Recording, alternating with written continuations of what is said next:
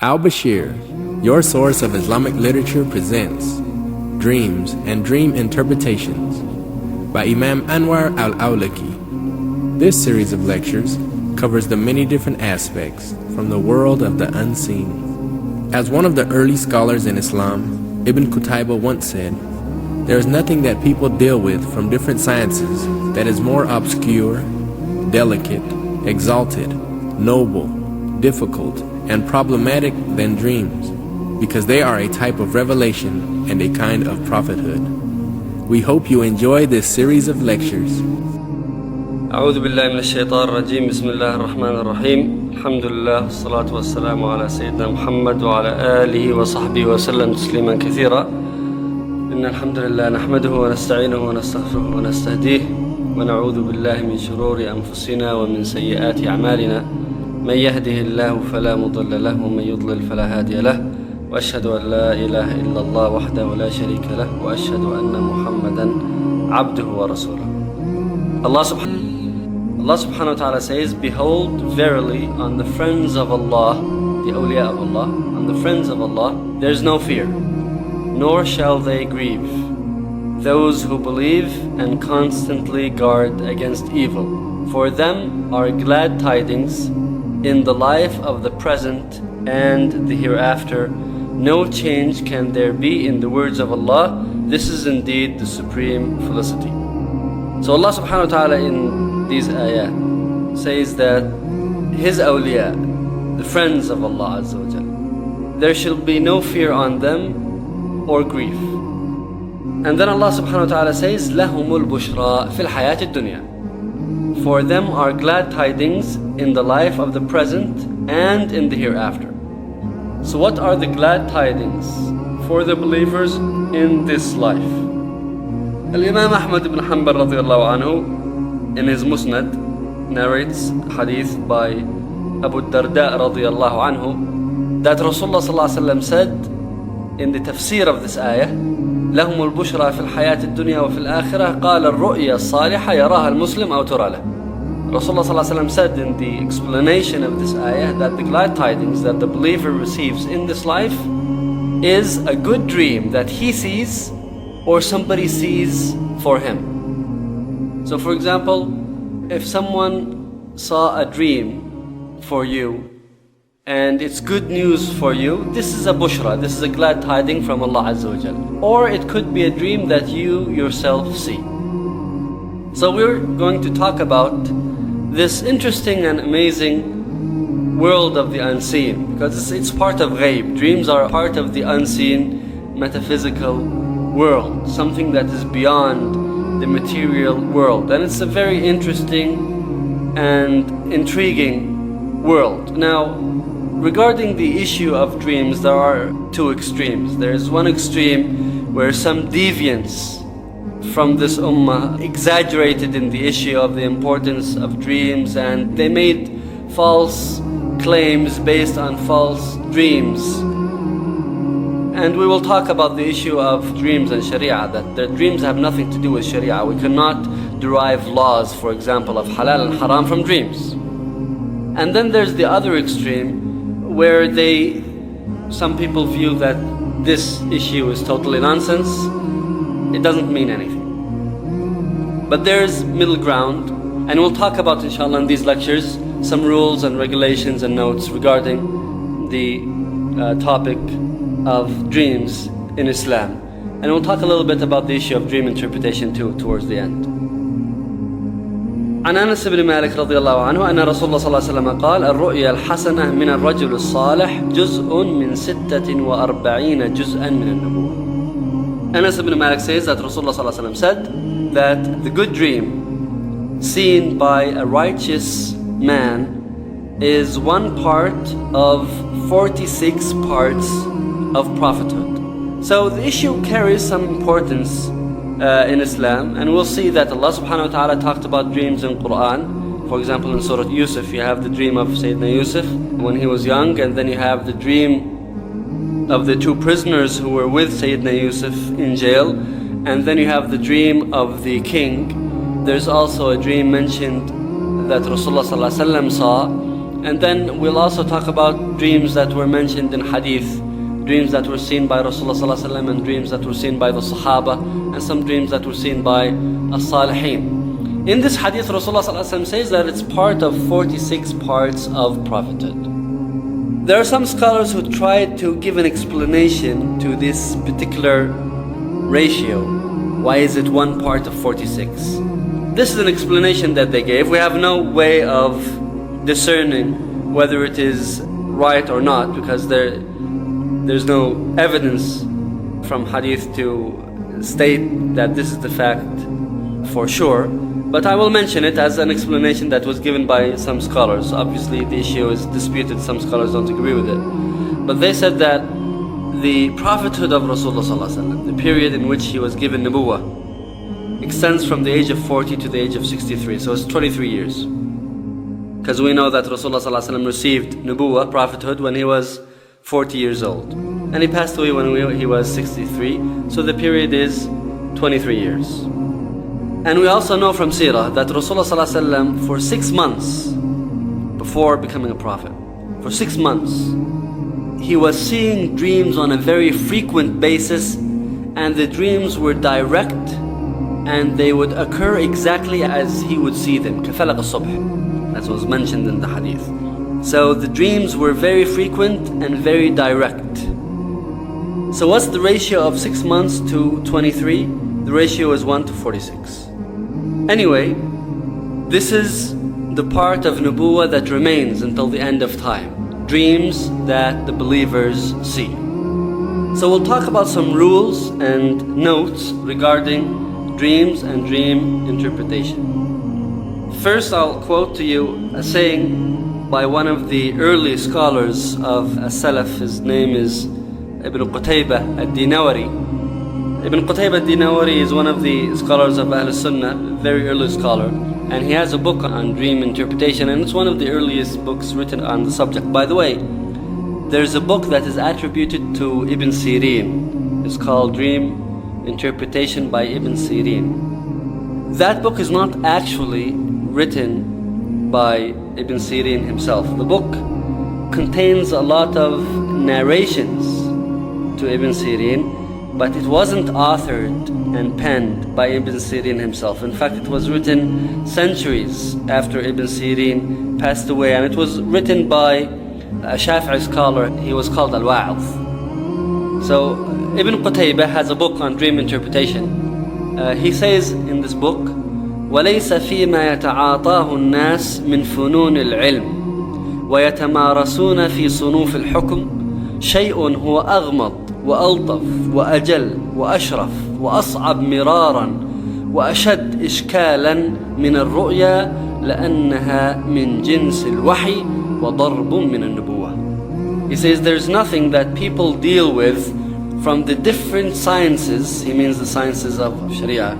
He says there's nothing that people deal with from the different sciences that is more obscure and delicate and exalted and noble and difficult and problematic than dreams, because it is a type of revelation and a kind of prophethood. So it's really not a light issue, and it's not a very simple one either.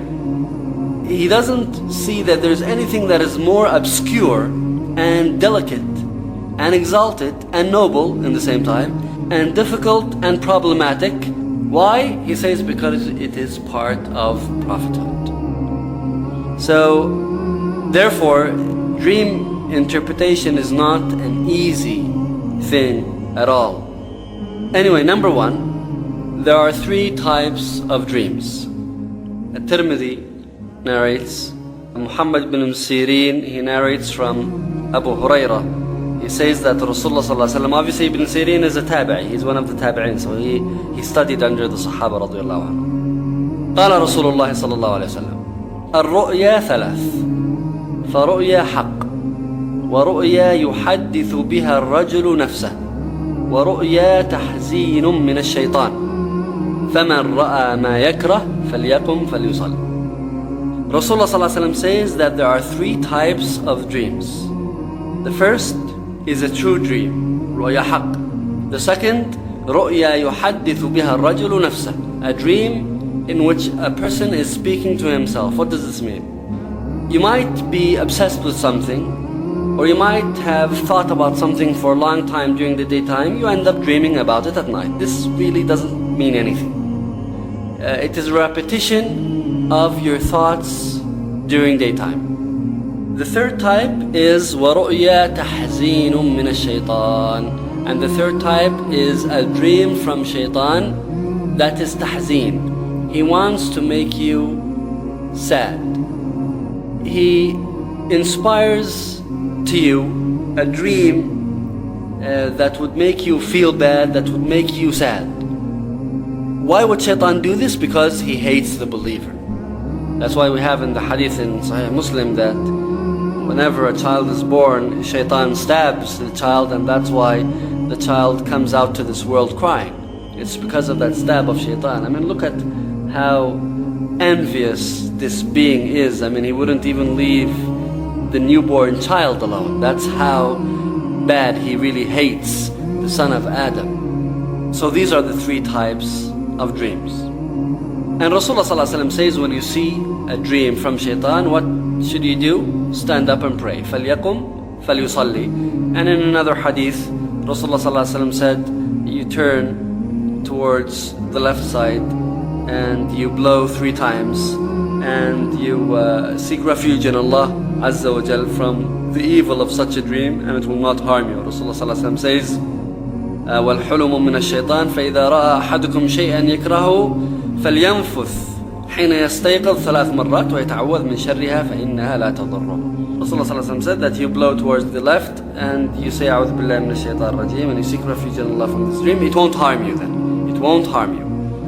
قال صلى الله عليه وسلم الرؤيا من الله والحلم من الشيطان. The good dream is from Allah and the hulum is from shaitan. In the Arabic language there is a differentiation between the good dream and the dream that is from shaitan. So ru'ya, when the word ru'ya is used, usually means a good dream, and when the word hulum is used, it usually means something that doesn't have a meaning, or it is from shaitan. Abu Salama, one of the Sahaba radiallahu anhum, and his statement would show you that how the Sahaba would be concerned when they see a dream. Abu Salama said, وَإِن كُنْتُ لَأَرَى الرُّؤْيَا أَثْقَلْ عَلَيَّ مِنَ الْجَبَلِ. He said, sometimes I would see a dream that would be heavier on my shoulder than carrying a mountain. Meaning he would be so concerned with it. He said when he heard this hadith, فَمَا هُوَ إِلَّا أَن سَمِعْتُ هَذَا الْحَدِيث فَمَا أُبَالِيهَا. But since I heard this hadith, I wouldn't care about a bad dream that I would see. He's referring to this hadith that I just mentioned, where Rasulullah ﷺ says that a good dream is from Allah and a bad dream is from shaitan. There's another advice that Rasulullah ﷺ gives us on how to deal with dreams. عن أبي سعيد الخدري أنه سمع رسول الله صلى الله عليه وسلم يقول إذا رأى أحدكم رؤيا يحبها فإنما هي من الله فليحمد الله عليها وليحدث بها وإذا رأى غير ذلك مما يكره فإنما هي من الشيطان فليستعذ من شرها ولا يذكرها لأحد فإنها لا تضر. Rasulullah صلى الله عليه وسلم says, when one of you sees a dream that he likes, it is from Allah, and he should thank Allah for it, and he should speak about it. And if he sees otherwise, meaning if you see something that you don't like, it is from shaitan, seek refuge in Allah from its harm, and don't mention it to anybody, and it won't harm you. So when you see a good dream, you can talk about it, and we will talk about who you can mention the dream to. You don't talk about it with everyone. And if it's not a good dream, then forget about it and don't mention it to anyone. This is an important advice to note here. Don't tell anybody about it. Don't give shaitan a laugh. Make him see that you're concerned and you're sad and you're sorry and you're complaining about this dream to this person and that person. Completely forget about it and don't talk about it to anyone. Seek refuge in Allah from shaitan and from the harm of that dream, and don't mention it to anyone. So again, to recap on what we just mentioned, when you see a good dream, you thank Allah subhanahu wa ta'ala for it and you can talk about it. And when you see something that is not good from shaitan, then Rasulullah ﷺ says in one hadith, you stand up and pray. And in another hadith, he says that you blow towards left side 3 times and you seek refuge in Allah. And in the other hadith, Rasulullah ﷺ says, don't mention it to anyone. A question here is, every dream that a believer sees, is it good? Al-Muhallab says, and this is from Ibn Hajar in his commentary on Sahih al-Bukhari, he says, Al-Murad غالب رؤيا الصالحين وإلا فالصالح قد يرى الأضغاث ولكنه نادر. See, because we mentioned in the hadith that there are 3 types of dreams. One of them is the good dream that is seen by the believer. So does that mean that every dream that the believer sees has a meaning? No, we mentioned that some of them would just be a reflection of the thoughts that you're thinking about, or something that concerns you, or something that the person might be obsessed with. He would dream about that frequently. So Al-Muhallab says, المراد غالب رؤيا الصالحين وإلا فالصالح قد يرى الأضغاث ولكنه نادر لقلة تمكن الشيطان منهم. He says most of the dreams of the righteous people are good dreams, because sometimes a righteous person could see a dream that is meaningless, but that is not very frequent. Why? Because he said that shaitan's control on them is weak. بخلاف عكسهم فإن الصدق فيهم نادر. And the opposite is true with other people, because shaitan has a stronger grasp on them. قال فالناس على هذا 3 درجات. He says people are 3 categories. الأنبياء ورؤياهم كلها صدق وقد يقع فيها ما يحتاج إلى تعبير. He said the Anbiya, the prophets, all of their dreams are true dreams, but sometimes they need interpretation, because we'll talk about here, the good dream divides into 2 categories. One is a direct dream, meaning you would see something and the exact scene which you saw in your dream would repeat itself during the daytime when you're awake. So this dream is a direct dream and it doesn't need any interpretation. But then there is a good dream that it comes in symbols and it needs to be interpreted. And then he says, وَالصَّالِحُونَ وَالْأَغْلَبْ عَلَى رُؤْيَاهُمُ الصَّدْقُ. And then you have the righteous people, and most of the time their dreams are righteous dreams. وَقَدْ يَقَعْ فِيهَا مَا لَا يَحْتَاجُ إِلَى تَعْبِيرٍ. And sometimes their dreams are direct. So with the Anbiya, all of their dreams are true and most of them are direct. With the righteous, most of their dreams are true and most of them need to be interpreted. وَمَنْ عَدَاهُمْ يَقَعُ فِي رُؤْيَاهُمُ الصِّدْقُ وَالْأَضْغَاثِ. And the rest of people, most of their dreams are not true, but some of them could be true. Because, for example, in Surah Yusuf, the king saw a dream and he wasn't a Muslim. And those prisoners saw true dreams and they weren't Muslim. So a fasiq, a Muslim who's not practicing, or a disbeliever could see a dream and it would be a true dream. So true dreams are not exclusive to the believers. It's just that it's more frequent for them. So that's the first point. The second point, do not mention the dream for interpretation except to a scholar or a person who would advise you sincerely. So you don't narrate your dream for the purpose of interpretation except to a person who has some expertise in the field, a scholar in this particular field, because not every scholar has the ability to interpret dreams. SubhanAllah, this is a gift from Allah Azza wa Jal. Obviously part of it is knowledge. There's part of it that could be studied from books, but then there's another part of it that is a gift from Allah Azza wa Jal. And there are some people in our ummah that were famous with their ability to interpret dreams. And then you have some other great scholars, it wasn't known that they had this ability. So for example, Abu Bakr was famous for his ability to interpret dreams. Umar ibn Khattab and Ibn Sirin was also famous for his ability to interpret dreams. طيب, Rasulullah ﷺ says that you should not mention your dream to an envious person. And there's evidence for this in Quran. When Yusuf alayhi salam saw his dream. He was young at the time, and he mentioned it to his father. His father told him, لا تقصص رؤياك على إخوتك فيكيدوا لك كيدا إن الشيطان للإنسان عدو مبين. His father Yaqub told him, do not mention your dream to your brothers. Why? فيكيدوا لك كيدا. They would plot against you out of envy. So we should not mention our dreams towards an envious person. You should mention the dream towards a person whom you love. Rasulullah ﷺ said, "Man tuhib." If you love someone, then you can tell them your good dreams. And you mention the dream to a nasih, a person who would give you sincere advice, and to a alim, to a scholar who would interpret it for you. Number 3, seeing Rasulullah sallallahu alaihi wasallam.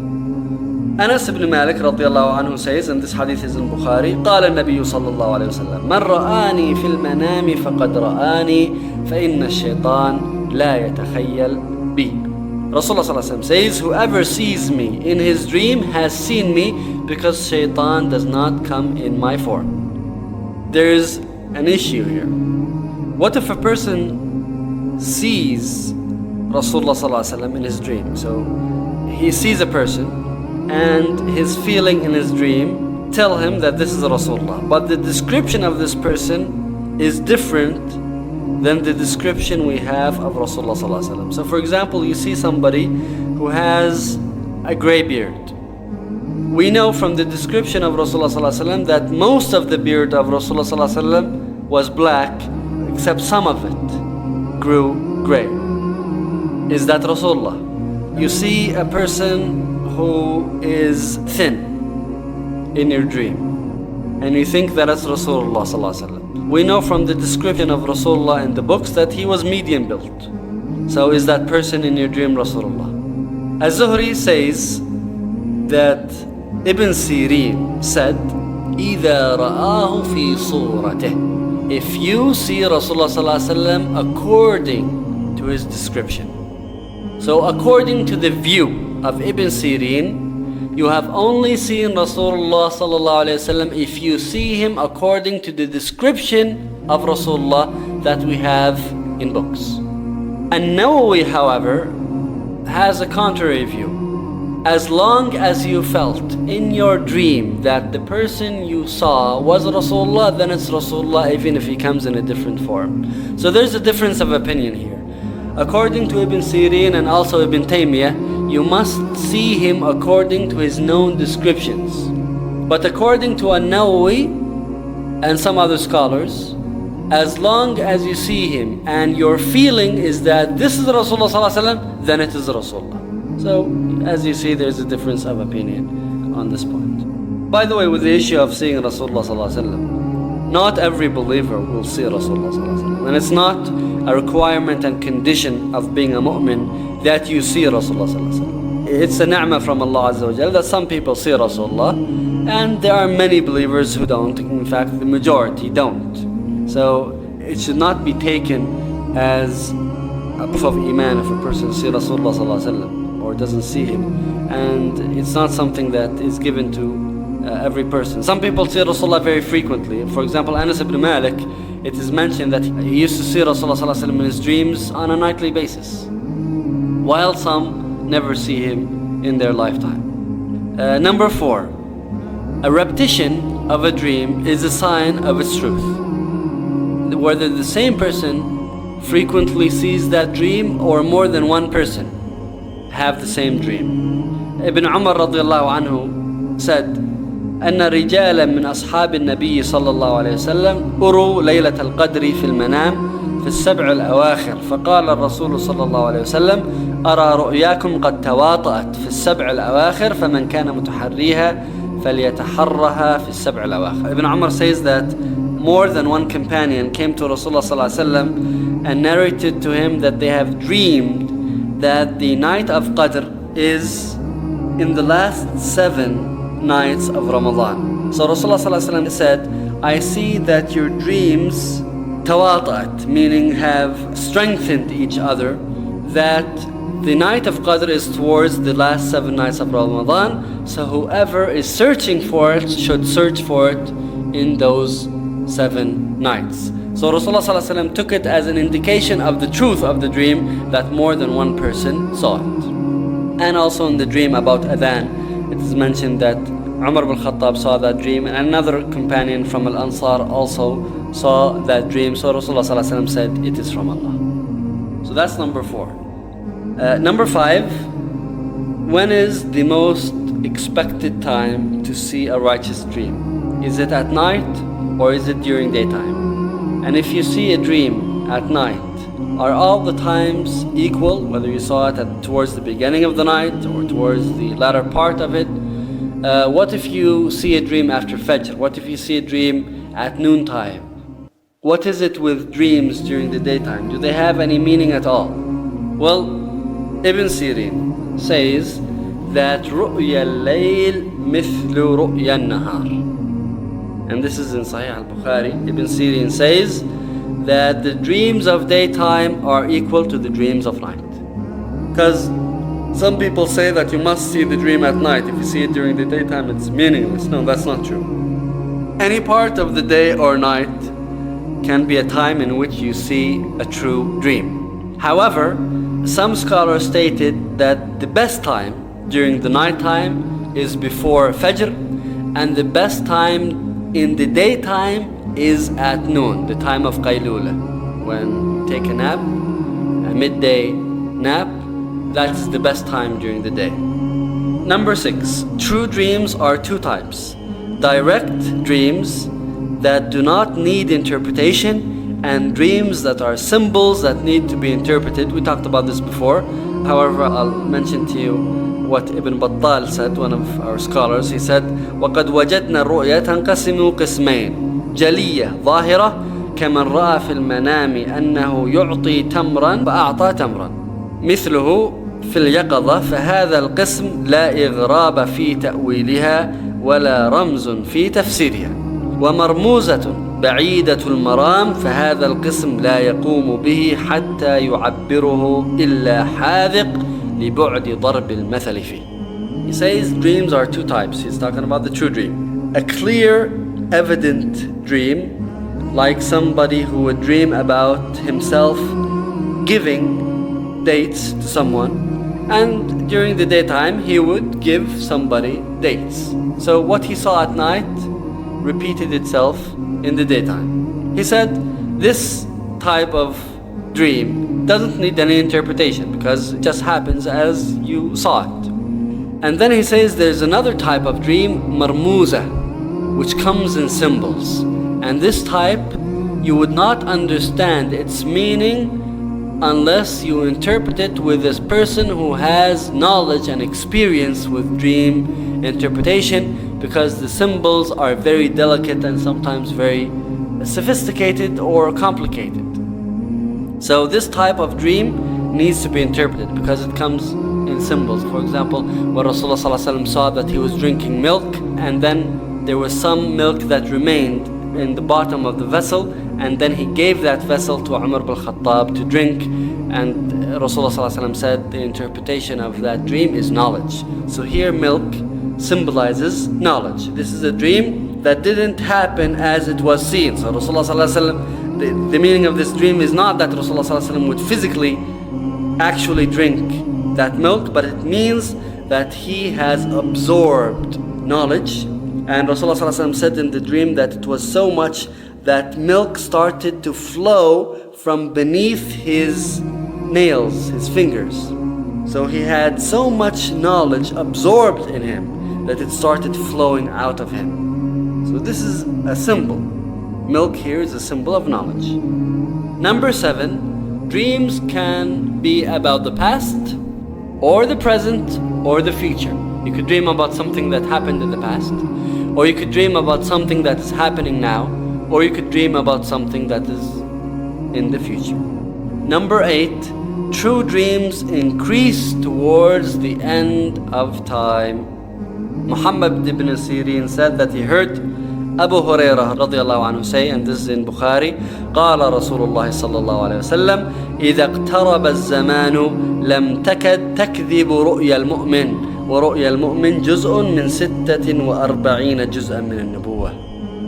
Abu Hurairah radiallahu anhu said that Rasulullah sallallahu alaihi wasallam said, when time approaches, that is the literal translation of it, اقترب الزمان, when time approaches, the dream of the believer rarely would lie. Meaning that the dream of the believer is true when time approaches. So what does this statement mean, time approaches? There are two explanations given. قال الخطابي إذا اقترب الزمان فيها قولان أحدهما أن يكون معناه تقارب زمان الليل وزمان النهار وهو وقت استوائهما أيام الربيع وذلك وقت اعتدال الطبائع الأربع غالبا وكذلك هو في الحديث والمعبرون يقولون أصدق الرؤيا ما كان وقت اعتدال الليل والنهار وإدراك الثمار. Al-Khattabi says that the meaning of اقترب الزمان, when time approaches, is the time of night and the time of day. When the time of night approaches the length of the time of daytime, that is when the dreams are true. And when does this happen in our area, in our part of the world? This happens in spring and in fall. Because in summer, the daytime is long, and in winter, the nighttime is long. So daytime and nighttime approach each other in terms of length during the springtime and during fall. And these are the two times when flowers open up and when fruits are ripe. And the scholars of dream interpretation actually state that these are the two times when the dreams are, it's most expected, most likely that dreams would be true. So this is one opinion. The other opinion is towards the end of time. And Al-Qurtubi, he says, والمراد والله أعلم بآخر الزمان المذكور في الحديث زمان الطائفة الباقية مع عيسى بن مريم بعد قتله الدجال. Al-Qurtubi says what is meant by this hadith is the end of time, and it's talking about the band of the believers that will be with Isa ibn Maryam after he kills Ad-Dajjal. So this is a statement by Al-Qurtubi. And Ibn Abi Jamrah, this is a scholar from Al-Andalus, he says والحكمة في اختصاص ذلك بآخر الزمان أن المؤمن في ذلك الوقت يكون غريبا كما في الحديث بدأ الإسلام غريبا وسيعود غريبا. He says the reason why the believer sees true dreams in that time is because the believer will be gharib, he will be alone, as was mentioned in the hadith that بدأ الإسلام غريبا وسيعود غريبا. And then Ibn Hajar comments on all of this and says whenever the times are difficult for the believer, he will see dreams that are true more frequently because he needs help. When the believer is alone, when the times are difficult, when you don't find people to support you on truth, on haqq, that is when Allah subhanahu wa ta'ala will inspire you and give you glad tidings through true dreams that you would see. And this is to give the believers in those difficult and testing times, it gives the believers strength, it gives them confidence, it gives them hope. So they would see a lot of dreams that come true. And that is why we see that, for example, the Muslims who are being tested, for example, we see that the believers who are in jail, in prison, they see a lot of dreams. And also those who are fighting fi sabilillah, they see a lot of dreams. Why? Because they are being tested by Allah Azza wa Jal, so Allah Azza wa Jal assists them. Allah subhanahu wa ta'ala gives them this aun from Him, this assistance from Him. Number 9, most of the times, if a dream is a glad tiding from Allah to the believer, it would take a long time for it to occur. While if it is a warning, because some dreams could be a warning from Allah Azza wa Jal, a person could deviate from the true path, and Allah Azza wa Jal inspires him with a dream to wake him up. That usually occurs swiftly. For example, the dream of Yusuf alayhi salam took a very long time for it to happen. Some say something around the figure of 40 years. That's a very long time for it to happen. Why? Some of the scholars say that the reason why it takes a long time for the dream of glad tiding to occur is because Allah Azza wa Jal gives the believer the glad tiding early on to give him confidence and hope, to inspire him during his life. While if it is a warning, you would see it and it would occur very soon, so that it would not put fear in your heart. So for example, if a person sees a dream where Allah subhanahu wa ta'ala is warning him, it would happen and it would be over with soon, so that the person would not carry that concern in his heart for a very long time. Wallahu alam. Number 10, dreams are glad tidings and warnings, but are not a source of legislation. They are not a source of tashri'ah. You cannot say that I saw a dream where Allah subhanahu wa ta'ala told me that rather than praying 5 times a day, I should only pray 3, or I should only pray once, or I saw in a dream that such a thing is haram, or I saw in a dream that such a thing is halal. No, that's not true. Dreams are not a source of tashri'ah. And it's mentioned that Abdul Qadir al-Jailani, he saw a dream where a voice was talking to him from a cloud and telling him that you have reached a very high status now, and you do not need to worship Allah through the rituals of worship anymore.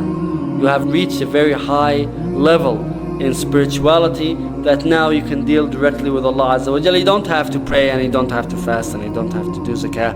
All of these things are things of the past. Abdul Qadir al-Jailani told him, "Ikhsa ya adu Allah." Be silent, you enemy of Allah. So he knew that this is from shaitan, because Allah subhanahu wa ta'ala would not tell his servant that you do not need to worship me anymore.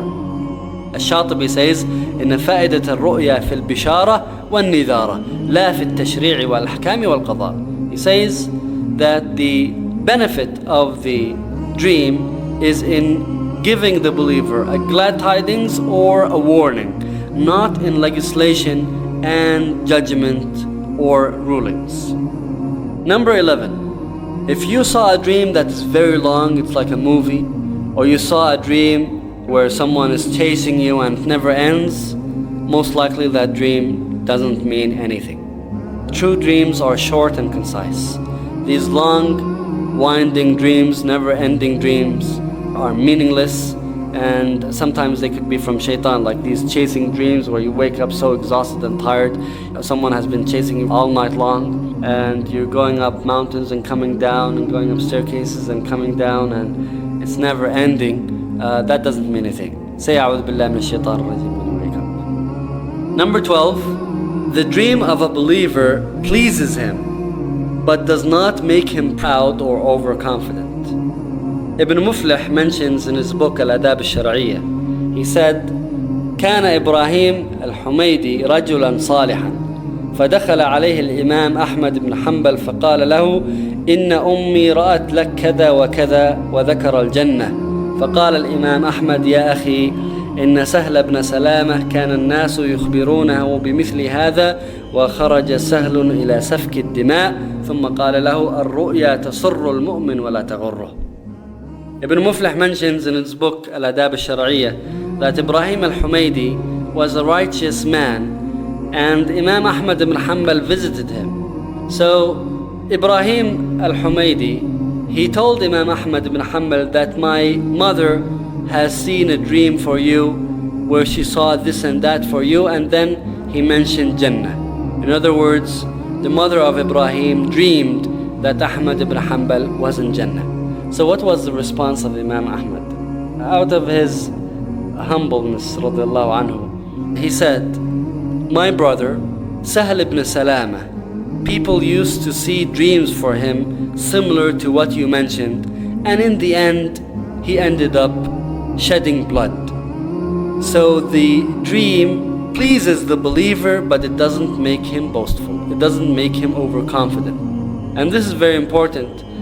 If you see a good dream, it is a glad tiding from Allah, and be happy with it, but don't be overconfident in its meaning. And don't take it as something that is certain. Because as we mentioned before, the world of dreams is a very complicated and delicate and sophisticated one. So you can take nothing for granted. If a person dreams that he is in Jannah, don't take that for granted, and don't be boastful about it, and don't be overconfident about it and think that khalas, it's done for me. No. Take it as a glad tiding. Take it as an indication. Take it for what it's worth. 13. Dream interpretation is not certain but presumptive. And Allah Azza wa Jal says in Quran, when Yusuf alayhi salam interpreted the dreams to the prisoners, he said, وَقَالَ لِلَّذِي ظَنَّ أَنَّهُ نَاجٍ مِّنْهُمَا. And he said to the one whom he presumed would be saved. So even Yusuf alayhi salam, in his dream interpretation, wasn't so certain about it, but he presumed that this is the correct interpretation. And Ibn Kathir mentions in his book Al-Bidayah wa Nihaya, the beginning and the end, that one of the Khulafa of Ibn Abbas, and this wasn't a very good Khalifa, he saw a dream where he is climbing a ladder with 28 steps. So he had that dream interpreted. The ones who interpreted the dream for him told him that the meaning of this dream is that you would rule for 28 years. Your Khilafah would be 28 years. Each step represents 1 year. He died 6 months later. Subhanallah. So the period of his Khilafah was only 6 months. And he thought that he's going to rule for 28 years according to his dream. Well, there was a mistake here. He died at the age of 28. So the steps were representative of his age and not his rule. So see how this dream deceived him? Another example, there was a woman, she had a daughter, and then she dreamed that her daughter would break 3 banners. The flag, the banner that is carried in wartime. She dreamed that her daughter would break 3 banners. She went to Ibn Sirin and she had that dream interpreted. He told her, إن صدقت رؤياك تزوجها 3 أشراف كلهم يقتل عنها. He said if her dream is true, it means that she would marry 3 noble men and all of them would be killed. Because she's carrying these banners, so these banners represent noble men, and when she broke them it means that they would be killed. Well, she grew up and she married Yazid ibn al-Muhallab, and this was a very great leader in Iraq, and he was killed. And then she married Amr ibn Yazid al-Taymi, and he was killed. And then she married Al-Hasan ibn Uthman ibn Abdurrahman ibn Auf, the grandson of the great Sahabi Abdurrahman ibn Auf, one of the 10 who were given the glad tidings of Jannah. She had an argument with him, dispute. So she told him, you would be killed. In the name of Allah, you would be killed. She was angry, so she told him. Probably she didn't tell him the meaning of this dream early on. She only told him now when she was angry with him. She told him that you would be killed. So he told her, why is that? فَأَخْبَرَتْهُ بِالرُّؤْيَا. So she told him about her dream. He said, alright, fine, I divorce you. Do you think that I'm going to be killed now? So she then married a man called Al-Abbas ibn Abdullah ibn al-Harith ibn Nawfal ibn al-Harith ibn Abdul Muttalib from Banu Hashim. And he was killed. See here, she thought that her husband Al-Hasan would be killed, but the dream was true in the fact that she would marry 3 men who would be killed, but it occurred that her 4th husband was the one who was killed and not the 3rd.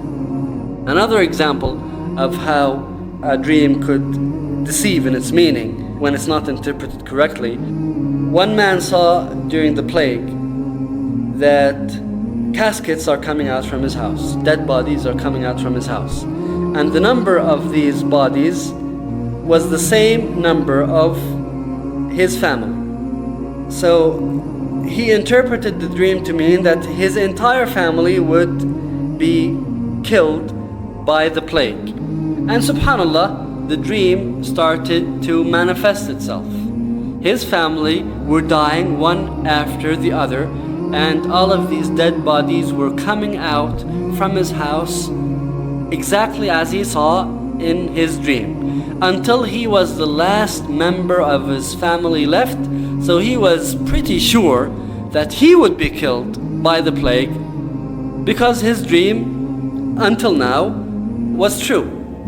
SubhanAllah, a thief came into his house and was struck by the plague, and he fell ill in his house, and SubhanAllah, he died, and he was the last body to leave the house, and not the person who saw the dream. He, SubhanAllah, lived.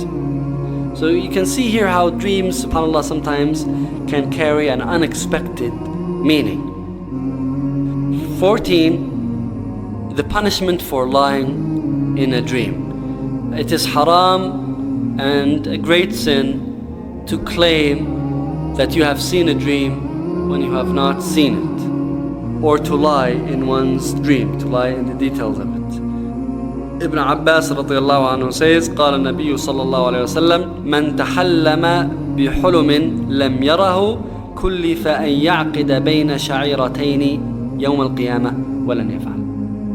Rasulullah صلى الله عليه وسلم says, whoever claims to have seen a dream that he has not seen would be told to tie between two hairs on the day of judgment. Two fine hairs, two fine pieces of hair. A person would be called to tie a knot with these two pieces of hair on the day of judgment. Such a difficult task would be given to the person who lies in his dreams on the day of judgment. And subhanAllah, there are some who lie in their dreams to give the people the understanding that they're righteous. For example, a person would say, I've seen Rasulullah ﷺ in my dream and he told me this and that. A person would do this to show off, riyā, to give the people a certain image of himself, that he's such a righteous person who is seeing Rasulullah ﷺ in his dreams. It is haram and a great sin to do so. 15, a dream could be seen by a person, but it is for someone else. Al-Hakim narrates, and Ibn Mubarak, that some people saw a dream for Abu Jahl that he became a Muslim and he pledged allegiance to Rasulullah sallallahu alaihi wasallam. Now Abu Jahl never did that. So this dream was for his son Ikrimah, because Ikrimah is the one who became a Muslim and pledged allegiance to Rasulullah sallallahu alaihi wasallam. And the dream was seen for Usayd ibn Abi al-As, that he became the governor of Mecca, and he never did. But his son Attab was the one who became the governor of Mecca. So sometimes a person would see himself, or someone else would see him in a dream, but the dream is for his friend or relative or son. That could happen. It is rare, but it could happen, as we have seen in these two examples. Number 16. The same dream or the same symbol in a dream could mean different things for different people. For example, a man came to Ibn Sirin and said that I saw myself making adhan in my dream. Ibn Sirin told him, you will make hajj. Another man came to Ibn Sirin and said, I saw myself making adhan in my dream. Ibn Sirin told him, you are a thief. Why did he tell him you are a thief? And he told the other person that you will make hajj. Ibn Sirin was asked this question. He said, because I saw the first man, I saw in his face righteousness. And Allah Azza wa Jal says in Quran that Ibrahim made adhan, calling people to hajj. So I interpreted it to mean that this person will make hajj. While I saw evil in the face of this other man, and Allah says in Quran in Surah a person made adhan, a call, because adhan means call, that you caravan are thieves. So I interpreted it to mean that this person is a thief. 17, there's a hadith that Rasulullah ﷺ said, a dream is hanging on the leg of a bird, and another narration on the wing of a bird.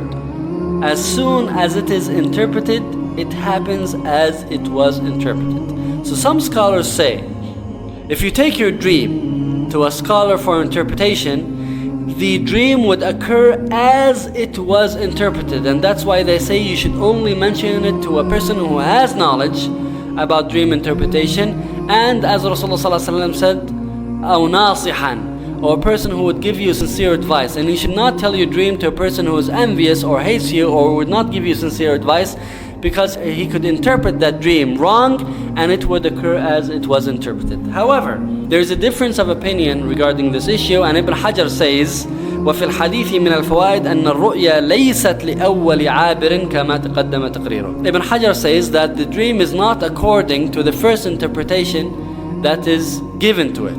And he says this regarding a dream that was seen by someone, and this dream was presented to Rasulullah ﷺ. Abu Bakr said, Ya Rasulullah, da'ani a'burha. Oh Rasulullah, let me interpret the dream. We'll talk about that in detail when it comes up.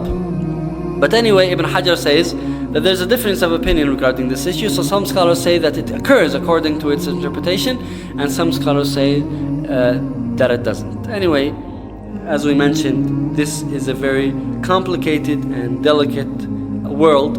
These are 17 rules and notes regarding dream interpretation. Next time, inshallah ta'ala, we'll talk about dreams that were mentioned in Quran and mentioned in Hadith. وصلى الله على سيدنا محمد وعلى آله وصحبه وسلم تسليما كثيرا. Please proceed to the next CD.